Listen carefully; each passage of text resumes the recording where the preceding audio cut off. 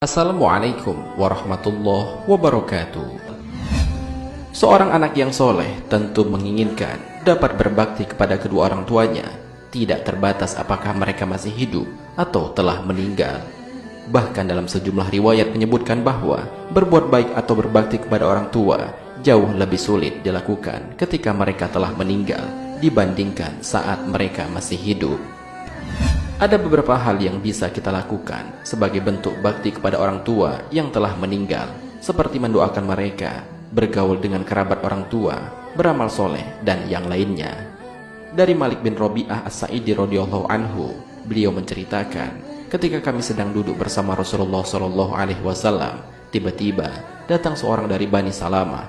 Orang ini bertanya, "Wahai Rasulullah, apakah masih ada cara bagiku untuk berbakti kepada orang tuaku setelah mereka meninggal?"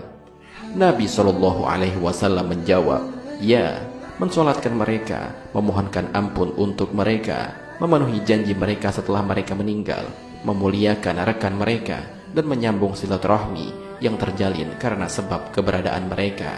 Hadis riwayat Ahmad. Namun di samping itu, ada juga larangan yang hendaknya dihindari oleh seorang anak saat orang tuanya telah meninggal dunia. Jika hal itu dilakukan, maka akan membuat orang tuanya merasakan kesedihan di alam kubur dan di akhirat nanti. Lalu, apakah hal yang membuat orang tua bersedih di dalam kuburnya itu? Mau tahu jawabannya? Simak ulasannya dengan menonton video ini hingga akhir.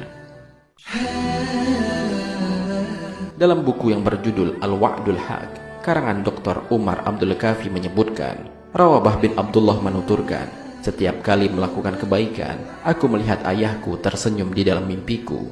Beliau berkata, 'Semoga Allah Subhanahu wa Ta'ala memuliakanmu dengan kebaikan. Engkau telah memuliakanku di antara para penghuni kubur.'" Beberapa saat kemudian, Rawabah absen dalam kebaikan dan justru lebih banyak melakukan perbuatan yang tidak berpahala dan perbuatan dosa. Rawabah pun melihat kondisi ayahnya dalam keadaan yang berbeda. Ia berkata, "Tatkala aku terjerumus dalam perbuatan buruk, aku melihat ayahku menggigit jari jemarinya. Beliau bertutur, 'Engkau telah membuatku sedih, anakku. Jangan kau ulangi lagi, karena aku tidak berani bertemu dengan para penghuni kubur lainnya lantaran rasa malu.'" Oleh karena itu, jika tidak ingin mempermalukan orang tua di alam kubur sana, berbuatlah hal yang baik yang mendatangkan pahala, serta hindarilah perbuatan yang sia-sia ataupun perbuatan dosa. Jika sudah terlanjur berbuat dosa, maka segeralah bertaubat kepada Allah Subhanahu wa Ta'ala dan berjanji untuk tidak melakukan perbuatan dosa kembali, dan tutuplah perbuatan dosa itu dengan amalan-amalan kebaikan. Suatu hari, Abdullah bin Zaid, seorang perawi masyhur yang banyak meriwayatkan hadis dari Anas bin Malik, bermimpi melihat semua kuburan terbuka dan semua penghuninya keluar dari kuburnya.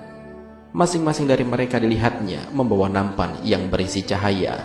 Lalu ia melihat seorang laki-laki keluar dengan tangan hampa. Wajahnya memelas dan ia tidak membawa apapun di tangannya. Melihat kejadian itu, Abdullah bin Zaid heran, kemudian bertanya pada laki-laki itu, "Assalamualaikum, wahai penghuni kubur. Apa yang telah terjadi padamu? Mengapa kamu tidak membawa nampan yang bercahaya seperti mereka?" Mayat itu menjawab, "Waalaikumsalam. Mereka semua memiliki anak dan keluarga yang selalu mendoakan dan bersedekah atas nama mereka. Nampan yang bercahaya itu merupakan pahala doa-doa dan sedekah yang mereka kirimkan. Sementara aku, walaupun aku memiliki anak, namun anakku tidak pernah mendoakanku, apalagi bersedekah untukku. Oleh karena itu, aku tidak mempunyai cahaya, dan itu membuatku malu pada teman-temanku." Ketika Abdullah bin Zaid terbangun, ia segera bergegas untuk menemui anak dari mayat penghuni kubur tersebut dan menceritakan apa yang telah terjadi dengan orang tuanya. Setelah Abdullah bin Zaid menyelesaikan cerita dalam mimpinya dan menasehatinya, maka berkatalah anak itu, "Terima kasih wahai Syekh atas nasihatmu.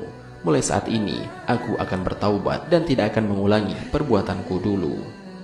Sejak peristiwa itu, anak yang telah beranjak dewasa itu selalu berdoa dan bersedekah untuk orang tuanya. Pada saat yang sama, selang beberapa tahun kemudian, Abdullah bin Zaid bermimpi dengan hal yang sama, akan tetapi dia melihat laki-laki yang tiada membawa nampan, kini telah membawanya, bahkan cahayanya melebihi yang lainnya.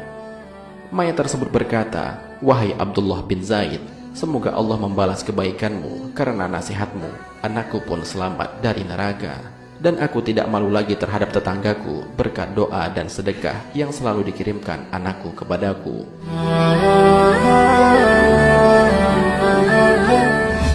Dari Abdullah bin Abbas radhiyallahu anhu, ia berkata, sesungguhnya ibu dari Sa'ad bin Ubaidah radhiyallahu anhu meninggal, sedangkan Sa'ad pada saat itu tidak berada di sisinya. Kemudian Sa'ad mengatakan, "Wahai Rasulullah, sesungguhnya ibuku telah meninggal, sedangkan aku pada saat itu tidak berada di sampingnya. Apakah bermanfaat jika aku menyedekahkan sesuatu untuknya?" Nabi Shallallahu Alaihi Wasallam menjawab, "Iya, bermanfaat." Kemudian Sa'ad mengatakan pada beliau Shallallahu Alaihi Wasallam, "Kalau begitu, aku bersaksi padamu bahwa kebun yang siap berbuah ini aku sedekahkan untuknya." Hadis riwayat Bukhari.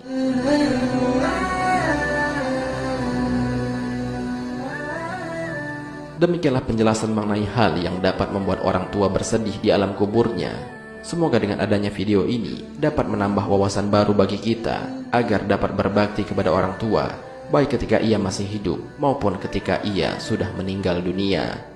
Marilah kita berdoa kepada Allah Subhanahu wa Ta'ala, semoga kita diberikan rahmat oleh Allah agar dapat terbebas dari siksa kubur, dan semoga diberikan jalan yang lurus oleh Allah untuk tetap istiqomah dalam iman dan Islam, sehingga kelak dapat diridhoi oleh Allah untuk masuk ke dalam surga dengan hisab yang ringan. Amin ya rabbal alamin. Wallahu a'lam bishawab. Jika terdapat kesalahan dalam penyampaian ini, admin mohon maaf, dan itu merupakan kesalahan dari admin sendiri. Jika ada benarnya, itu adalah dari Allah Subhanahu wa Ta'ala. Semoga bermanfaat. Wassalamualaikum warahmatullahi wabarakatuh.